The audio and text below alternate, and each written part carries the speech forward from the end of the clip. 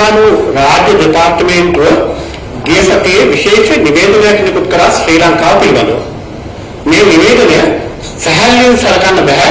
මොකද හේතුව එක පැත්තකින් ශ්‍රී ලංකාව පිළිබඳව ජාත්‍යන්තර ප්‍රතිරූපයට ඒක බරපතල ලෙස බලපානවා.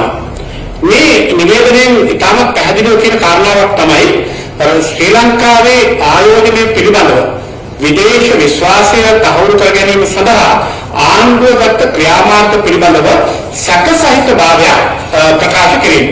මේකදී එම නිවේදනයේ කියන කාරණාවට අනුව පළවෙනි කාරණාව කියන්නේ ශ්‍රී ලංකාවේ ප්‍රතිපත්තිවල තිබෙන අස්ථාවර භාවය පිළිබඳව. ඒක හරියි. මොකද ආයෝජන පිළිබඳ ප්‍රතිපත්තියේ මූලිකම දේ තමයි මේ ආණ්ඩුව ආපු වහාම අදානි ව්‍යාපෘතිය අවලංගු කිරීම.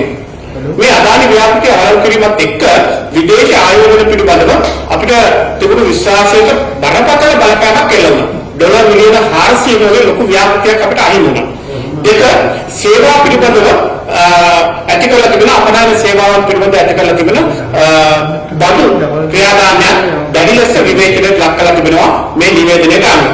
ඒ විතරක් නෙවෙයි රාජ්‍ය ව්‍යාපාර පිළිබඳ ආණ්ඩුවට නිශ්චිත ප්‍රතිපත්තියක් නැහැ කියන එක ඔවුන් සඳහන් කරන කාරණාවක්. ඒ වගේම ලංකාවේ තිබෙන දුර්වල ගිවිසුම් සහ ඒ පිළිබඳව ගැටලු විසඳාගන්න තියෙන අවකාශය පිළිබඳව ඔවුන් දැඩි ලෙස විවේචනයට ලක් කරනවා.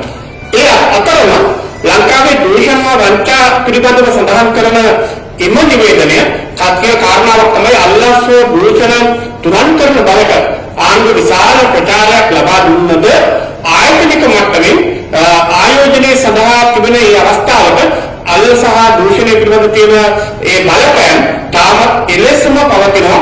ඒ වගේම ටෙන්ඩර් ප්‍රදානය කිරීම, ඒ වගේම මිලගණන් කැදවීමකින් තොරව හෝ විවෘත භාවයකින් තොරව මේ ක්‍රියාදාමයන් සිදුවීම පිළිබඳව බරපතල චෝදනාවක් එල්ල වෙනවා. ඒ වගේම නිරන්තරයෙන් වෙනස් වෙන බදු කිවිසුම් සහ ප්‍රතිපත්ති දැඩි ලෙස විවේචනයට ලක් කරලා තිබෙනවා. මෙවැනි කාරණා පමණක් නෙවෙයි උන් සඳහන් කරලා තියෙන වැදගත්ම කාරණාවක් තමයි පෝර්ට් සිටිය පිළිබඳව ආණ්ඩුවේ ප්‍රතිපත්තිය. පෝර්ට් සිටිය සඳහා විශාල බදු සහන ලබා දීලා තුනා.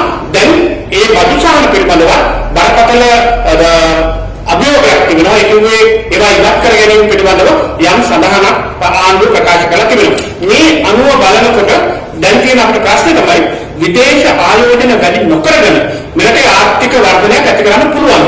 ඒ වගේම ආණ්ඩුව කිසිම උවමනාවක් තියෙනවද කියලා මම දන්නේ නැහැ.